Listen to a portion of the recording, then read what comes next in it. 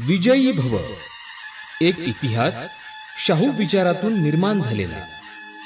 लेखक संदीप रामराव काळे. विजयी भव या पुस्तकाचं अभिवाचन. या भागात आपण ऐकूयात उपजिल्हाधिकारी बालाजी कदम यांच्याशी साधलेल्या संवादाचा ध्वनिमुद्रित भाग. माझं नाव बालाजी शिवाजी कदम, मूळचा नांदेड जिल्ह्यातला. मी राज्यसेवा 2022 परीक्षेतून उपजिल्हाधिकारी म्हणून निवडला गेलो. यशाचा हा प्रवास सहज नक्कीच नव्हता. मागे अनेक अडचणी, कुटुंबाचा संघर्ष आणि स्वतःची जिद्द यांचा मिलाफ आहे. माझं यश हे केवळ माझं नाही, तर माझ्या कुटुंबाचं, माझ्या आईवडिलांचं, पत्नीचं आणि सारथी संस्थेच्या अमूल्य मार्गदर्शनाचं फळ आहे. नांदेड जिल्ह्यातील साध्या कुटुंबात माझं बालपण गेलं. वडील टेक्सकॉम कंपनीत गिरणी कामगार होते आणि आई गृहिणी. घरची आर्थिक परिस्थिती बेताची होती, परंतु शिक्षणाला प्राधान्य देण्याची आमच्या कुटुंबाची परंपरा होती. 10वी आणि 12वी परीक्षेत मिळालेल्या यशानं पुढील शिक्षणाची प्रेरणा मिळाली. श्री गुरु गोविंद सिंगजी अभियांत्रिकी महाविद्यालयात इलेक्ट्रॉनिक्स अँड टेलिकम्युनिकेशनमध्ये पदवी घेतली. त्यानंतर 2 वर्षे टाटा कन्सल्टन्सी सर्व्हिसेसमध्ये IT इंजिनियर म्हणून काम केलं. परंतु मनाच्या एका कोपऱ्यात एक वेगळं स्वप्न होतं. आपण समाजासाठी काम करणारा प्रशासकीय अधिकारी व्हावं. याच स्वप्नानं मला स्पर्धा परीक्षेकडे वळवलं. मी नोकरी सोडून पूर्ण वेळ MPSC परीक्षेची तयारी सुरू केली.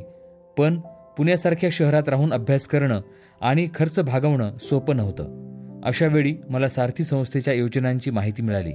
सारथीनं MPSC साठी एक नामांकित क्लास, विद्यावेतन आणि आर्थिक मदत दिली. त्यामुळं तयारी करणं सोपं झालं. यशाचं फळ मिळण्यासाठी झाड लावायला फक्त मेहनत लागत नाही, तर त्याला पाणी देणाऱ्या हातांचीही गरज असते. माझ्या प्रवासात सारथी हेच माझ्या झाडाला पाणी देणारं सावलीदार झाड ठरलं. कोविडच्या संकट काळातही सारथीनं आमचं मार्गदर्शन सुरू ठेवलं. अजित निंबाळकर सर आणि अशोक काकडे सर यांचं मार्गदर्शन आणि प्रोत्साहन सतत मिळत राहिलं. राज्यसेवा 2020 मध्ये मी 5 गुणांनी अपयशी ठरलो. तेव्हा खूप वाईट वाटलं. पण सारथीच्या मार्गदर्शनामुळं मी खचून गेलो नाही. उलट नव्या जोमानं तयारी केली. 2021 मध्ये राज्यसेवेतून उपनिबंधक सहकारी संस्था या पदावर निवड झाली. त्यानंतर UPSC एन्फोर्समेंट ऑफिसर म्हणून पद मिळालं आणि अखेर 2022 मध्ये उपजिल्हाधिकारी या पदावर निवड झाली. हे सर्व शक्य झालं ते सारथीच्या आर्थिक आणि मानसिक आधारामुळं. सारथीनं केवळ आर्थिक पाठबळ दिलं नाही, तर स्वप्नांना दिशा देण्यासाठी विश्वास दिला. सारथीनं मुख्य परीक्षा, मुलाखतीसाठी आर्थिक मदत आणि वेळोवेळी मार्गदर्शन केलं. जेव्हा आपल्याला पाय जमिनीवर ठेवून स्वप्न पाहायला शिकवलं जातं, तेव्हा स्वप्न फुलतात. सारथीनं माझ्या यशस्वी प्रवासाला भरारी दिली. युवकांसाठी माझा एकच संदेश आहे की अपयश हा तुमचा शिक्षक असतो. तो तुमचं भविष्य उभारायला शिकवतो. स्वप्न मोठी ठेवा आणि ती पूर्ण करण्यासाठी संघर्ष करा. कधीही खचून जाऊ नका. आर्थिक अडचणी, वेळ किंवा अपयश यामुळे थांबू नका. आता उपजिल्हाधिकारी म्हणून काम करताना सर्वसमावेशक, सर्व समाजातील सर्व घटकातील लोकांसाठी काम करेन.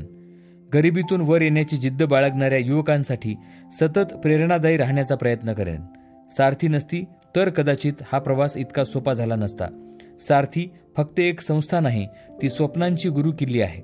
या योजनेमुळं केवळ मीच नाही, तर माझ्यासारख्या हजारो युवकांचं जीवन बदललं आहे. सारथीच्या प्रकाशानं उजळलेलं माझं जीवन इतरांचं भविष्य घडवण्यासाठी मी समर्पित करेन.